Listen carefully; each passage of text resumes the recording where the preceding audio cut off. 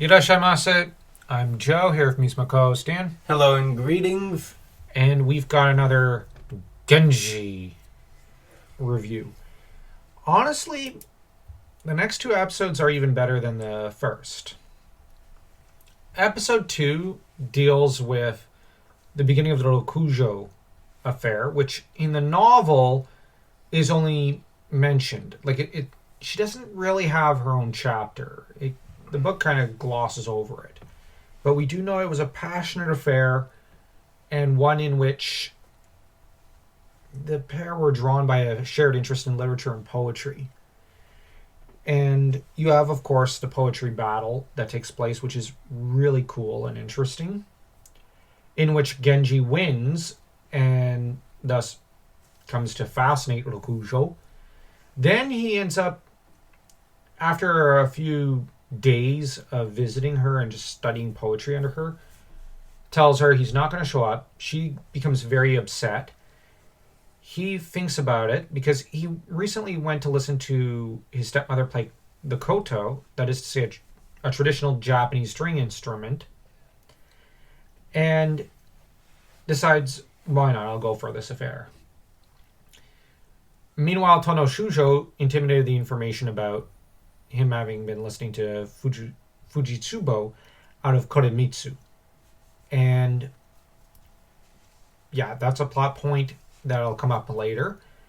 Genji ends up in the middle of the night suddenly waking up Rokujou by racing off to her palace. She is quite naturally a little irritated because he woke her up all of a sudden. And then he basically tells her, I have written a love poem to you. But when she sees it as a blank piece of paper, he says, my thoughts were so clamorous, I could not find the right words for you. But I did draw a picture of your face. Now, he did not fully see it because she was hiding behind a screen, as was proper in the Heian Jidai period. Then he grasps her wrist as she goes to pick up the piece of paper and pulls her out from behind the screen, revealing her face to him, and he realizes she is beautiful. So they make out and they proceed to start an affair. That's episode 2. Episode 3 sees the continuation of the affair, and Genji does think to himself, this woman is very beautiful. She's very passionate, very lovely to be around. She's very smart. She's, on paper, the perfect woman. But she's controlling and stifling. And so sensitive. And so Genji decides... She's too clingy for me. Yeah. He starts to get a little disturbed and decides, okay, meet, boom. But on the way home, he stops by a house in the merchant quarter where the filthy peasants live, only to find one of them isn't very filthy. She sends him flowers on a fan because he asks about the local flowers, the Yuuago, the evening glory flowers, and she ends up reciting a poem to him. Moved, he goes, kisses her hand, and charms her with poetry of his own before he leaves. But then he stops by the next day to talk to her, get to know her. And she ends up charming him with her sweetness. Where the previous lover was very, very clingy and jealous, Yuuago is sweet and giving and just totally devoted to him in every way. Moved, Genji begins to fall in love for the first time, at least in his adult life. And this is where the affair gets complicated. Aoi no Ue, his wife, gets angry because first she hears about Rokujou, who's several years her elder, which annoys and angers her because, she felt herself to be too old for Genji. And now she found out his other squeeze is even older than her. And on top of that, she hears about him sleeping with a younger woman from the merchant court, which is to say a peasant girl, which angers her. So, what's she to do? Well, throw a tantrum and chew out her brother, who's a lech. Tonochujo, I mean. Who happens to be Aoinoue's older brother. As to Genji, he takes Yuuago to the mountains to go hiking. Okay, good for him. Good to know this is a 1,000-year-old Japanese custom. Take your family or your wife or your girlfriend or whatever hiking. It's actually very fun. It is very fun going with friends or family out there. Nothing quite like it. You think hiking is fun in the West. It's not. Nothing compared to hiking in Japanese mountains. It's a very moving experience. There's nothing really to compare. So, the only problem is that while they're there to see some fireflies, Rokujou, meanwhile, is, how shall I put it? Talking to herself. Never a good sign. So, rather than getting committed, she burns some incense. And she's come to associate the scent with Genji. But it's really fragrance she owns.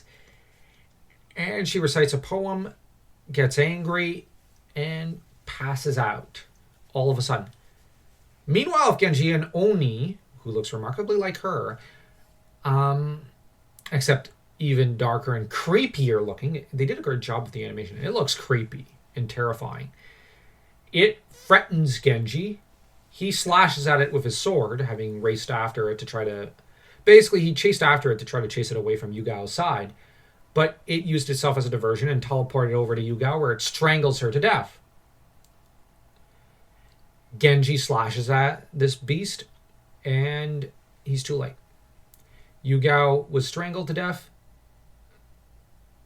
and Genji is grief-stricken, as the woman he began to think of as his soulmate has passed. Grief-stricken, he falls into a depression, even as the Oni vanishes and probably gloating. The Rokujou Dono, or the Rokujou Haven, has taken her first victim.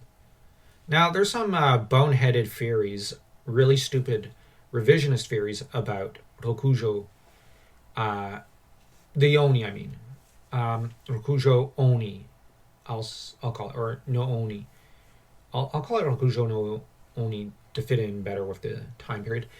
The boneheaded, stupid theories are that it's Suzaku, even though the kill happens before there's ever Genji seducing someone that Suzaku likes, so it's really stupid. And you have also that Aoi and Rokujou are in league somehow. Yeah, that's stupid, because you have... Well, obviously... these are theories pushed forward by university professors in the West, and only academics could be so stupid as to propose such theories. So, naturally, one should dismiss them because they're proposed by academics. Trust me, I've dealt with academia, and I've had the conversations about this novel, because whenever I've said that I loved it, back when I was in university, these theories came out whenever it was with someone who was familiar with the story. That is, if they were not Japanese. The Japanese simply looked at it as Rokujou no Oni. The rest said, no, how about this theory or that theory?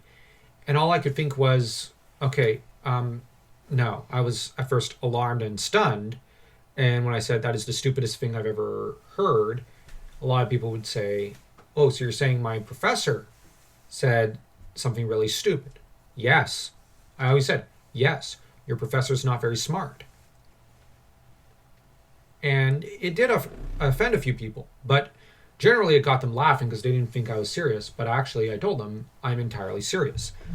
Those who were offended didn't really want to talk to me after that. Others just shrugged it off and said, let's just agree to disagree, and I said, whatever. It's a really stupid theory, and it is. The anime goes with the actual culprit, Rokujou no Oni. Because when the story says it's Rokujou's demonic side, her Oni, it means it. It's not like if let's say there's Moriarty. Moriarty commits the crimes in the story he appears in. Well, then who's the culprit? Moriarty. But I've seen theories where it's Sherlock. I have no idea where these people pull it from. It must involve a lot of hard substances, and that's the truth of the matter. But as for these actual episodes, the animation is great, the art is perfect, and the music is great. What do you think of the horror scene when the Oni takes down Yuuago? Creepy. Yeah, what do you think of the music? Very fitting. Sets the mood.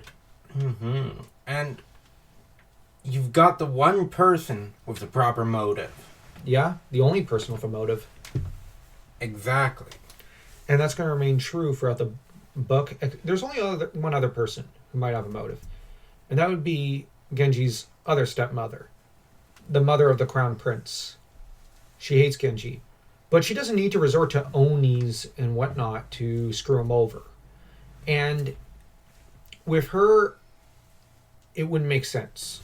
Rokujou is the only one it makes sense with. Now, you had the opinion that he should have properly dumped her. Yeah. Okay. And I'll say yes, but on the other hand, she's kind of nuts. He stuck his, in crazy. Don't do that. But the thing is, how could he, how to escape her?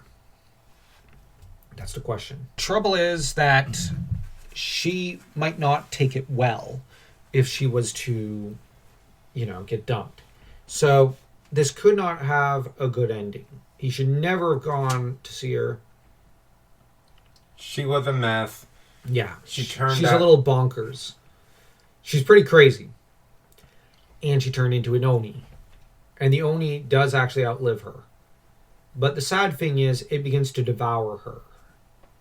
As hatred does. Yeah, and she becomes an Oni. It devours her soul, from what I understand, in the original story. So that she goes from a human woman who even tries to, at one point, reject her own Oni and become subsumed by it. But the Oni is a metaphor for her hatred and jealousy, her negative emotions. That said, I don't think we really need to try rating these episodes. They're really good. These episodes are generally 3s and above, in terms of a rating between 0 and 4.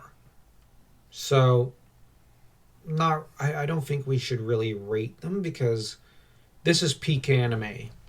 Yeah. This isn't some anime where you have explosions and backflips and all sorts of other stuff. It's pure story and plot and characterization. And what I also like is that there's none of that over-exaggerated anime humor. Agreed. Sometimes it's good. Sometimes it is. If you look at Yu-Gi-Oh! Or even Dragon Ball Z and Yu Hakusho. But other times, it gets to be a little much. Yeah. But if you enjoyed this video, don't forget to smash that like and that subscribe button and to check out our Substack.